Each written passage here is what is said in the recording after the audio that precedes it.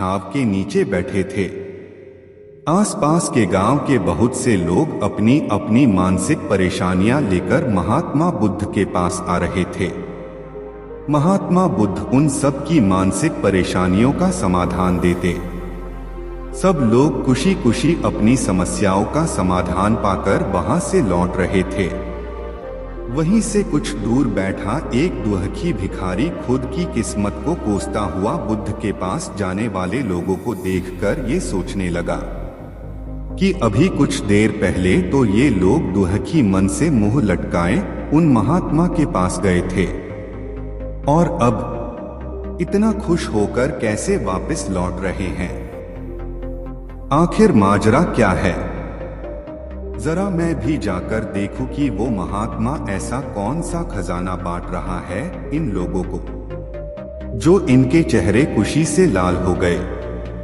जब वो दुखी भिखारी कुछ नजदीक गया तो उसने देखा कि ये महात्मा तो लोगों को प्रवचन देकर लोगों के दुख का निवारण कर रहे हैं। ये देखकर भिखारी के मन में भी तीव्र इच्छा हुई कि क्यों ना मैं भी अपना दुख इन महात्मा को बता दूं। मुझे भी अपने दुख का समाधान अवश्य मिलेगा। बस फिर क्या था। समाधान पाने की लालसा लिए भिखारी महात्मा बुद्ध के सामने पहुंचा और हाथ जोड़कर प्रणाम करते हुए बोला, हे महात्मा बुद्ध, मैं भी लोगों की मदद करना चाहता हूं। मेरी बहुत इच्छा है कि मैं लोगों की मदद करूं, लेकिन मैं मदद कैसे करूं? मैं तो बहुत गरीब हूं, ना तो मेरे पास धन है, ना ही कोई वस्तु जिससे मैं किसी की मदद कर सकूं। मैं चाह कर भी किसी की मदद नहीं कर सकता। मुझे भगवान ने इतना गरीब क्यों बनाया? हे महात्मा, मुझ पर कुछ कृपा करो। इतना बोलते हुए भिखारी रोने लगा। महात्मा बुद्ध बोले, तुम बहुत अज्ञानी हो, क्योंकि तुम अब तक इस भ्रम में जी रहे हो कि तुम्हारे पास कुछ नहीं, जबकि दूसरों को कुछ देने के लिए तुम्हारे पास बहुत कुछ है। तुम बिना धन और वस्तु के भी दूसरों की मदद कर सकते हो। तुम्हारे पास जुबान है जिससे तुम मीठे शब्द बोलकर किसी के दुखी चेहरे पर मुस्कान ला सकते हो।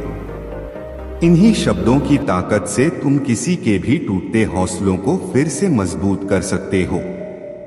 इन्हीं शब्दों की ताकत से तुम किसी के भी मन में सकारात्मक विचारधारा के बीज बोकर उसको गलत रास्ते पर जाने से रोक सकते हो। तुम्हारे पास दो हाथ है जिससे तुम किसी भी कमजोर और लाचार की मदद कर सकते हो। तुम्हारे पास दो आंखें हैं जिससे तुम किसी अंधे को रास्ता दिखा सकते हो।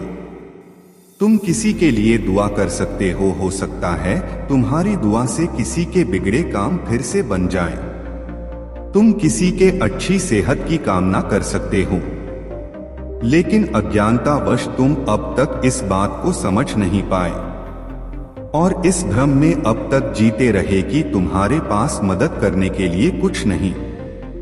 किसी की मदद करने के लिए धन और वस्तु का होना अनिवार्य नहीं है। बिना धन और वस्तु के भी हम कई प्रकार से लोगों की मदद कर सकते हैं। महात्मा बुद्ध के ज्ञान भरे इन सुंदर वचनों को सुन भिखारी के चेहरे पर मुस्कान आ गई और वो खुशी से झूमता हुआ वहां से चला गया। दोस्तों, इस तरह की वीडियो देखने में आपको रुचि है तो हमारे चैनल को सब्सक्राइब कीजिए।